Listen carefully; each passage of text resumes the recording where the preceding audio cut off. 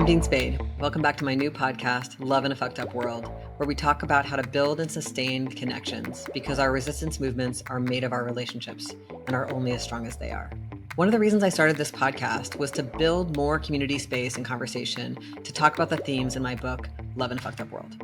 To that end, this week we're launching a Patreon for this podcast, both to help try to cover some basic expenses and also to create a space where we can go deeper together in these questions about how to build radical liberatory relationships of all kinds, friendships, romantic relationships, collaborations in organizing, artistic practice, relationships with our roommates, families, etc. To me, sometimes it feels like the corporate social media spaces are like rather hostile, kind of filled with trolls, and I'm craving a deeper place to be able to put more content that I wouldn't put in those spaces and where people can like meet each other and, kind of really engage these discussions at the next level. So I hope you'll join us. There's obviously free memberships there, as well as you can donate if you want to help sustain the podcast.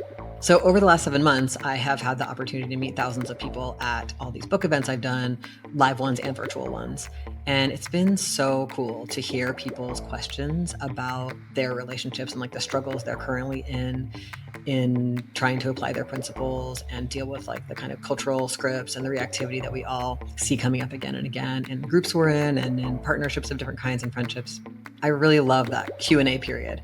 And so this week's episode is actually me and Morgan Bassichis talking through some common questions I've received about long distance relationships and about electronic communication and what it can do to relationships. And relatedly, I also want to announce that Jessica Lanyadoo, the brilliant queer astrologer, and I are soon going to record an Ask Me Anything episode. So anyone can submit questions to us about relationship dilemmas, and we will be answering them. And you can submit those through Patreon or a number of other ways to reach us that you'll find in the show notes. And one more announcement, on September 21st at 2 p.m. Eastern, we're going to have a virtual event to raise money for the podcast, which is a book club event. I've talked to so many people who have read this book, Love in a Fucked Up World, in a group with others. And I love reading that way. It's been a huge part of my own political development to read books with others. So we're going to have a little celebration of book clubs, and we invite you to bring the people you read this book with to this event. You can get tickets on Patreon, and that'll be a chance to ask me anything you want about the book and hear about what it's like to read it with others. And I can't wait to look forward to it. So for now, I hope that you enjoy this week's episode. So much gratitude to Morgan Bassichis for being in this conversation with me.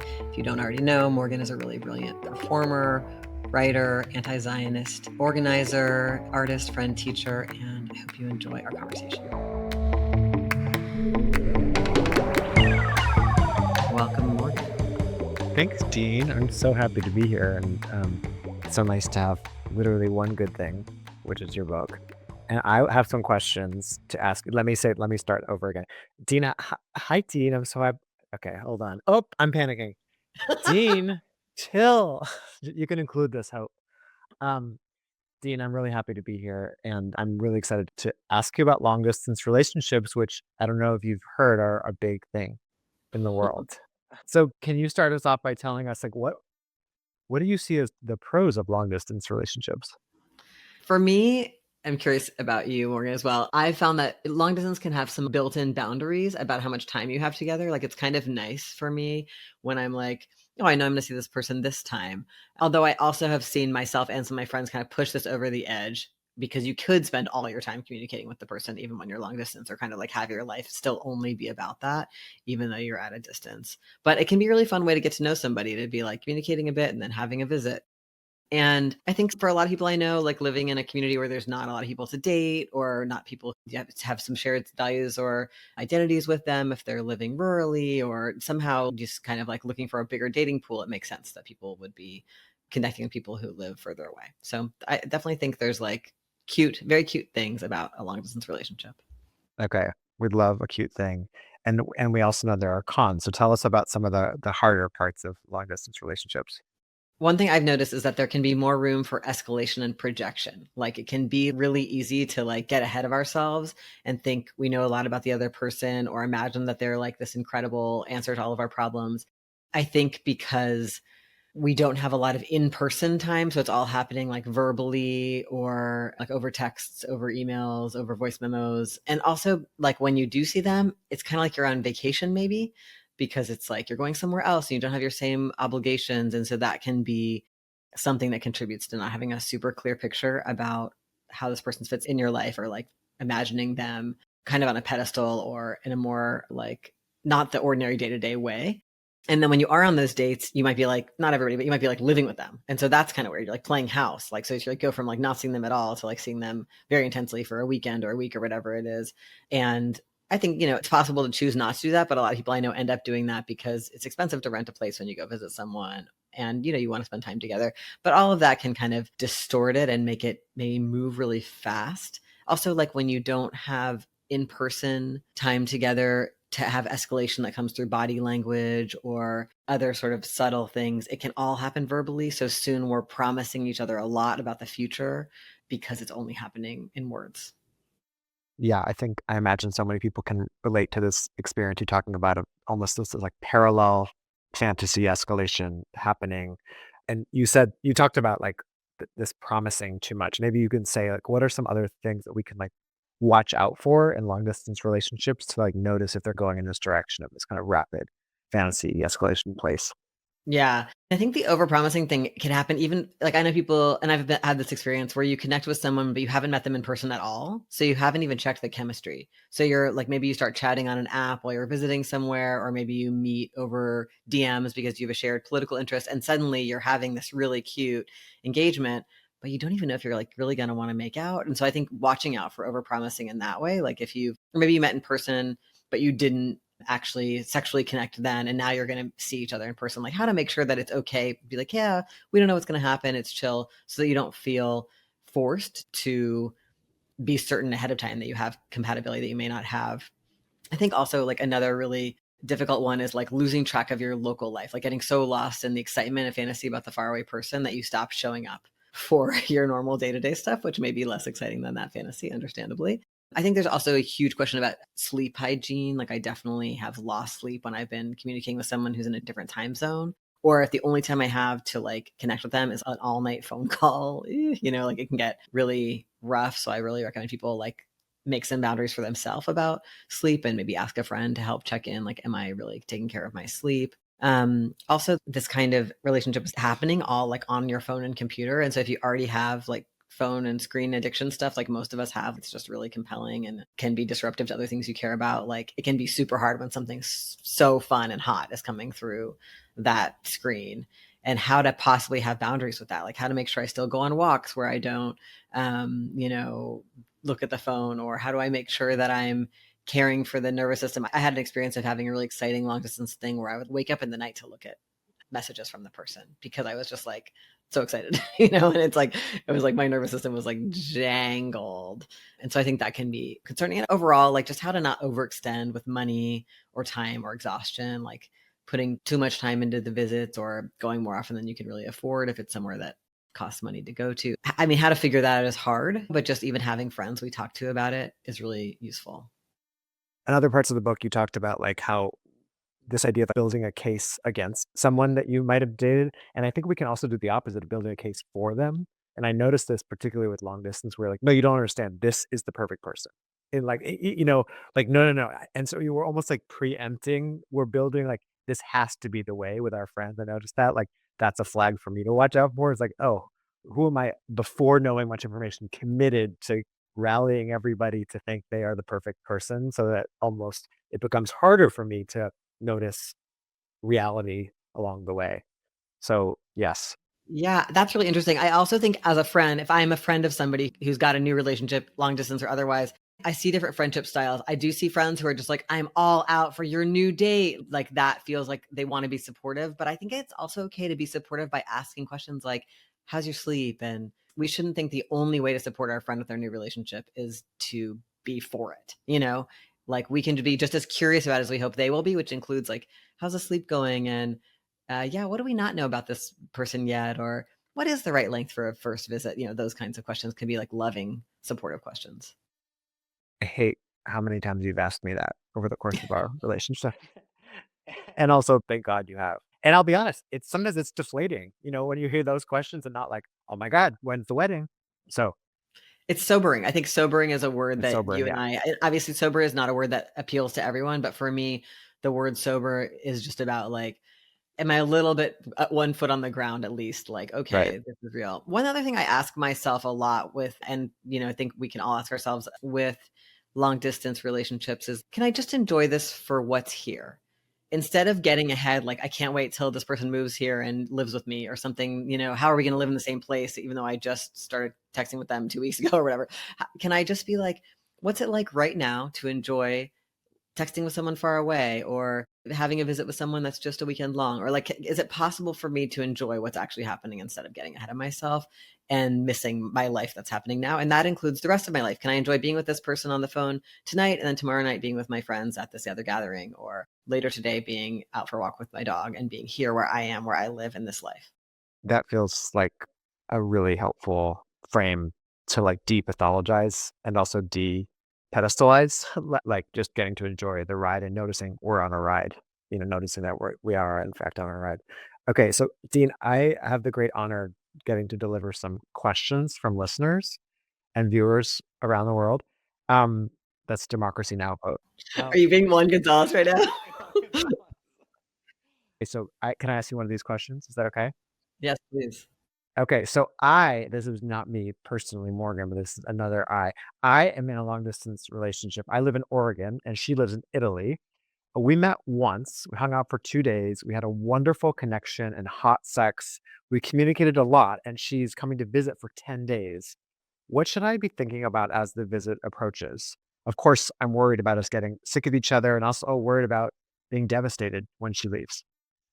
I love this question. I mean, one thing that this question implies is like this getting sick of each other. That makes so much sense. And also just like having a little bit of sobriety in this fun, sex fueled, exciting, I'm sure chemically delightful visit, hopefully, is how to structure in some time apart during the visit. Like how to make sure the person who's visiting can have some level of autonomy. Like, can she go places on public transit or borrow a car? Does she have any other friends in the area she can see? How will you, the question asker, stay in touch with your local life while she's visiting? Are there ways that you can stay connected to your world, which I think also might help with the like potential devastation when she departs?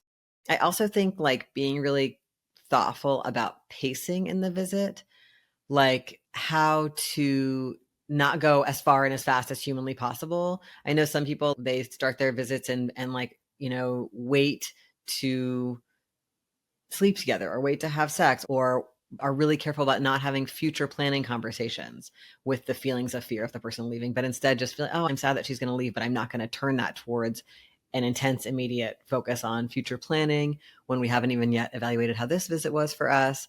Especially fantasies about living in the same place, I think can be really escalatory for people in long distance.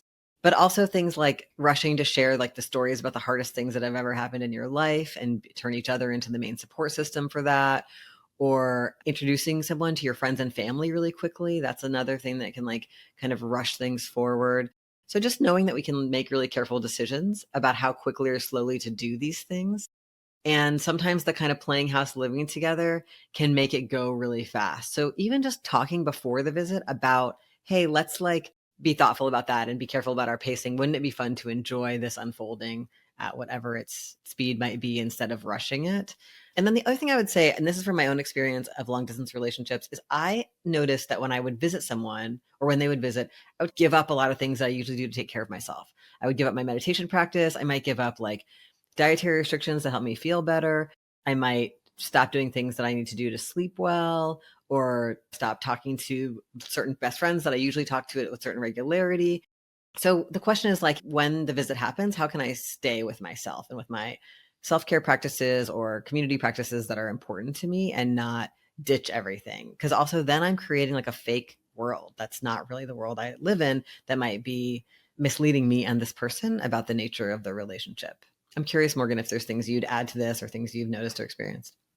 But I'm really glad you said the last thing about kind of like staying connected to our own routines and our own commitments. Because there can be this, I feel like this desire to feel like I have no limits. I'm fully available as a kind of shortcut to intimacy instead of being like, actually, it's through the little negotiations around boundaries and commitments. That's how we deepen intimacy, like a grounded intimacy of like, oh, actually, I actually have to step away. We get to learn so much in those interactions. So almost let's not rob ourselves of how much we get to learn about the person and ourselves and the connection by keeping some semblance of our routines, our commitments, so that we don't also feel super hungover afterwards, which can even make the whiplash even more intense. The person is saying, I'm worried about being devastated afterwards. And it's like, well, one way to feel a little less hungover is to less totally abandon our own what keeps us self-regulated while the person's there.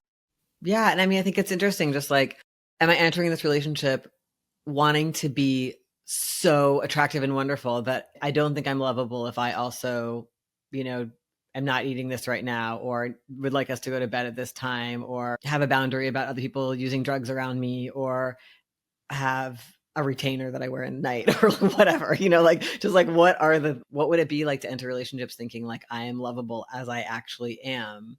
And how that invites both people to meet their needs, keep their routines, show how they actually survive, instead of creating like a totally extreme fantasy that can't really be sustained usually. I want to sustain extreme fantasies, so I disagree with you on that, but, I have more questions. Can I ask you more questions? Okay. Dean, I have a friend who's in prison who I met through a prisoner pen pal program that connects queer and trans people on the outside with queer and trans people on the inside. Recently, my pen pal has been telling me that she's in love with me, and I feel freaked out. I don't know what to do. What do you think? I really wanted to talk to this about this one, Morgan, on this call with you, because both of us have spent a lot of time in abolitionist movements where we do a lot of writing back and forth with people inside. And this question comes up so much. I was not surprised to receive this question because I've heard it over the years so many times. And I think the first thing I always say to people is like, don't stop writing them because they're feeling in love with you. People who have been like isolated a lot and not given a lot of care and attention may feel that, may have a really reasonable, like, oh my God, someone's connecting to me who's rad and also queer or trans.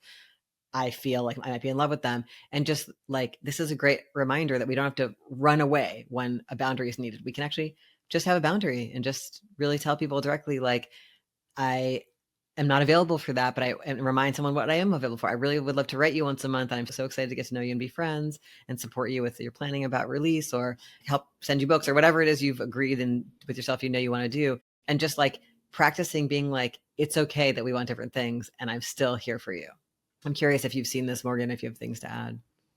Yeah, I mean, um, I feel like the fear of disappointing people for me is such a big one, and the way I can compensate for it can sometimes be through vagueness of not declining the invitation or the request or the desire explicitly by being like, I'm really grateful for our connection, like, and I think that vagueness doesn't help. I mean, vagueness is like in the domain of appeasing strategies of like, let me not rock the boat. But I think really good to remind ourselves to notice, oh, I'm scared of disappointing somebody. And here's what I'm doing with that fear. And exactly like you said, can I speak really clearly? And I like using words like dating and friends and romance, like being like, I don't feel a romantic connection. I feel a friend connection, like, or I'm not feeling a sexual connection. I'm feeling a this connection, or I'm not feeling a romantic. I am, like, sometimes it can almost feel scary or embarrassing to use such obvious words somehow.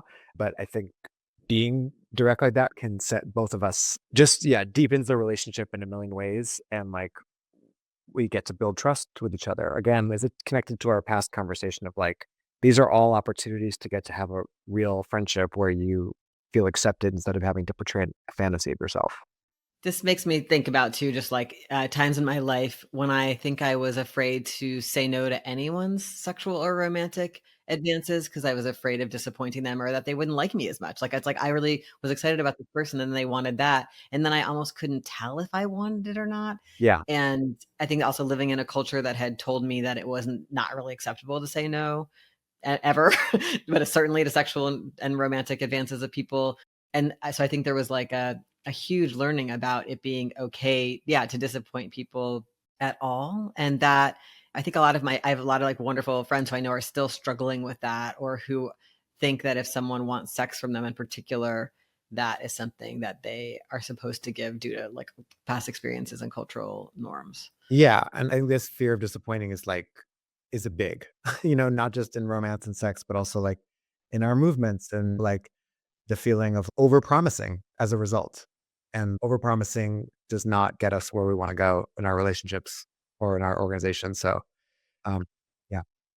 One other thing that this makes me think about too, you and I have both been part of this study of somatics where we go to these big classes and workshops, and we often do this work that's like, how do you know when you want to say yes, no, or maybe? Like, what does each thing feel like in our bodies? And when we did the maybe exercises in class, I was like, wow, what's maybe? And maybe often is like, I need more time. And that's something that comes up with long distance. Like if you and I met at a conference, or we met through DMs, or we met, wherever in passing, and now we're having all this connection, and you're asking me if it's like, hey, is this flirting, or do you want to take it in that Yeah. direction? It might be that I don't know yet. And that's okay. And I think that can be a moment of panic, like, oh my God, someone's calling the question. And I'm kind of thinking maybe, but I'm not sure if I actually can follow through. Like, is the attraction really an attraction, or is it just excitement about a new friendship? And just what if we were able to tell other people, maybe, like, I'm not sure what's happening for me. I need more time. Just as important as no. It's a kind of like getting your own like dignity and autonomy back from maybe a cultural message that we're supposed to always be a yes and never disappoint anyone. And then on the receiving end of that, we have to remember if we don't get a yes. My friend Sarah Koshar is a labor organizer, said, as organizers, they say anything less than a yes is a no. So if somebody says, I don't know, or maybe, that's not a yes. Like, we have to really we will pave over that with fantasy and okay, so maybe sometime, so maybe next month you'll be available. And so how do we, when we're receiving people's maybes, also be like, okay, this person is not currently available. That's a no for now. A maybe is a no for now. It's not a yes and let's evaluate. It's a no for now. Yeah, and I think it's, I talk about this in the book. It's very hard to face the fact that most of us are bad at receiving no's from others. Oh Like, my God. we pressure other people a lot. Come on, you really want to go to the movies with me? Like, it's very normal in friendships, and we've been pressured a lot by family, friends, lovers, and nobody wants to admit. It sounds awful that I'm like bad at hearing no from my friends and lovers. A lot of us, I think, avoid even asking questions that will get a no. We try to feel it out beforehand so that we never ask a question that's got a no. Yes. Oh my God. How many times have I ended a sentence? No pressure. Like, I feel like that's like my email signature. No pressure. Me too. Me It's too. like, what's going on here? Yeah. It's scary. It's scary that we feel we're going to lose connection. But so, Dina, I'm going to move us on, which is a kind of no, to one more question I have, which is about sexting. Okay.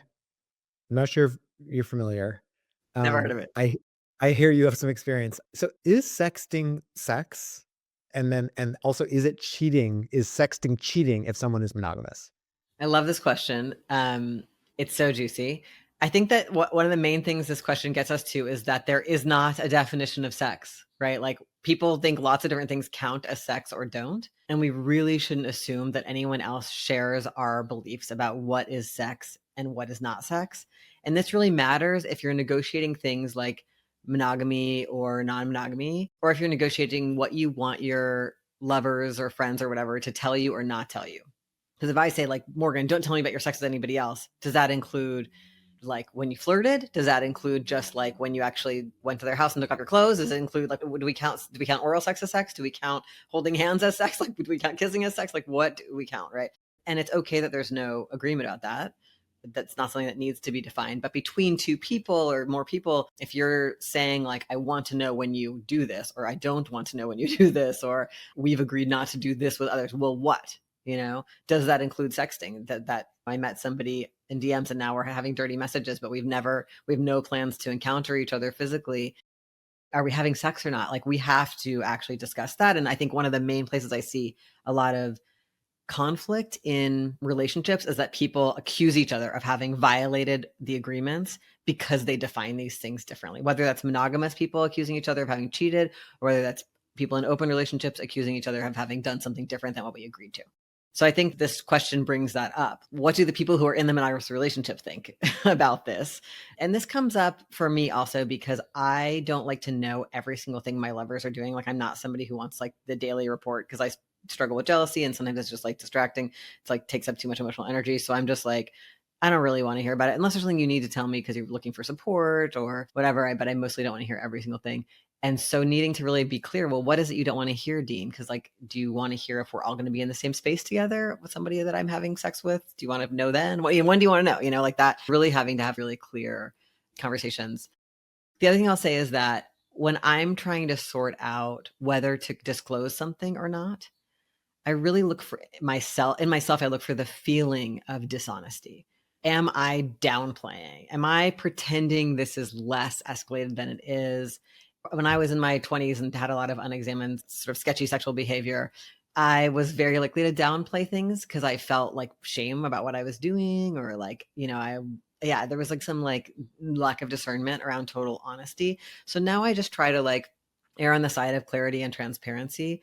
I, of course, want to maintain my own privacy and the privacy of anyone I'm connecting with. But if I notice myself just having that edgy feeling, like a shame feeling, I just can like check it out. What is going on here? Am I downplaying? Am I trying to manipulate how someone else feels by not telling them something? Am I trying to like shape someone else's emotional field by withholding information and not letting them have whatever responses they want to have? Like, I feel like that's where I want to just be really careful. I'm curious, Morgan, if you have thoughts on this. Yeah. I mean, of course, anytime we're talking about questions of like, cheating, there can be so much moralism that comes up. And so we want to just like kind of notice all the good and bad and right and wrong judgments that can come in.